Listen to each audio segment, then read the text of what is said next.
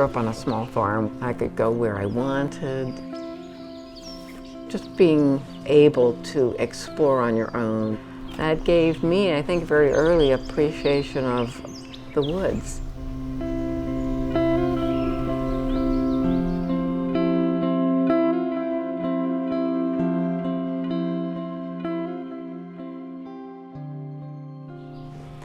Back in the early 80s, my husband and I, we had a little house in Pittsburgh, and we worked in town. We wanted space, not just for the children, but I think for ourselves. We figured, 5 or 10 acres, maybe 20 would be nice. One day we found this notice for a farm. We were blown away by the size of the farm, and we put in an offer and they accepted it. So all of a sudden we were here. There was a horse path that went through the woods, and we just kept following it and following it, following it. And all of a sudden we come down a hill and around the corner, and there's this amazing display of wildflowers, just, hillsides. We would go there every year to see the trillium after that. Bring our friends, it'd be a big event. And that was sort of what spoke to me, is that this was special. And we've lived here for 40 years now.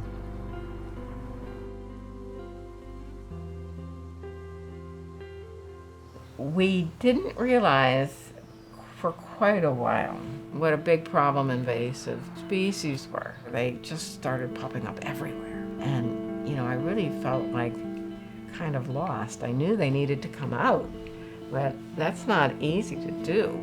And sometimes you don't know which is the bad guy and which is the good guy. So you do nothing.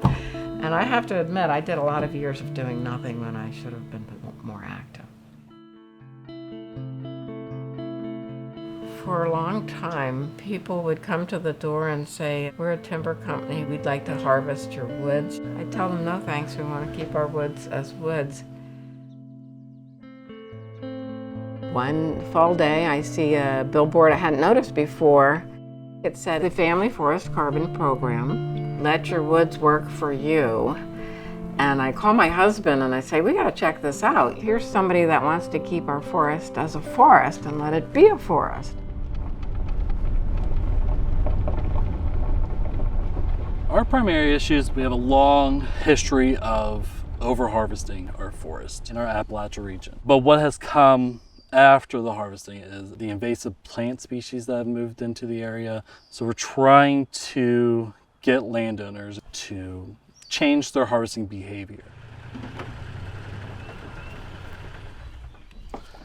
Hey, Kathy. Nice to see you. Great to see you again. Thanks for coming over. Our enrollment process for the Family Forest Carbon Program is fairly simple. Interested landowners can go to our website, put in a few key information points. An enrollment visit then will take place. We'll come out into the field, talk through their forest health concerns, their management goals, that sort of thing. If they decide it's a good fit for them, then they sign up, and then we'll start the forest management plan aspect with them. For invasives to come in and then spread throughout your property. So try to keep an eye on it as best you can. But yeah, you can absolutely ask. They gave me some real tools, and I felt empowered. That I felt that I could do some of these things because they support it, and it just gave me a sense that I'm not alone. A sense that maybe I have the right resources. Our grandkids will come visit us occasionally. We just like taking an unusual loop to see what little wonders are out there. They have wonderful eyes. They see the little magic in the world. They noticed the little caterpillars. They'd want to know what it was, and we'd go explore it together. And it brings me a lot of, it's just fun.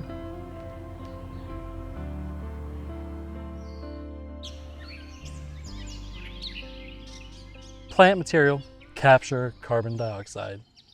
Trees within a forest system store that carbon into their biomass. This is important to mitigate the amount of greenhouse gases that are currently in our atmosphere. So we're investing in landowners to reduce the amount of timbering that's occurring on their forest and ensuring that they're capturing and storing that carbon long term.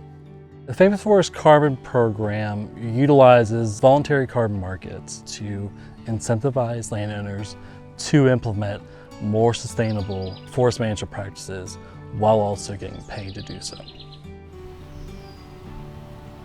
Verified carbon unit, VCU, is a metric ton of carbon that's being sequestered from the atmosphere. And that's our carbon unit. That's what we're selling to carbon purchasers. We'll measure the growth and the regeneration of each plot over the 20-year enrollment term. And this is how we determine how much gain or loss of carbon is occurring on site. We're going to compare our enrolled landowners to other actively timbered forests with similar characteristics. This is where we get our carbon additionality. So what our forests are gaining in additional carbon as compared to actively timbered forest structures. We're hoping through education, through forest management plans, that they'll change their behavior long term.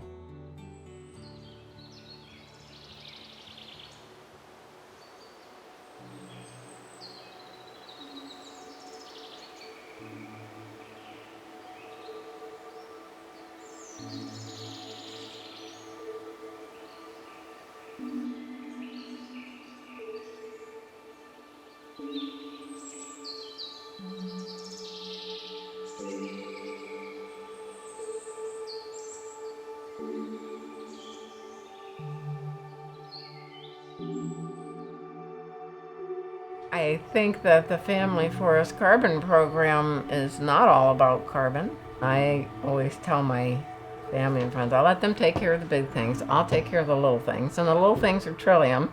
And little things like, trees that are struggling, and box turtles that need habitat, and other animals that need space, and trees like beavers who like to take them down, of course. But, don't they get a chance to?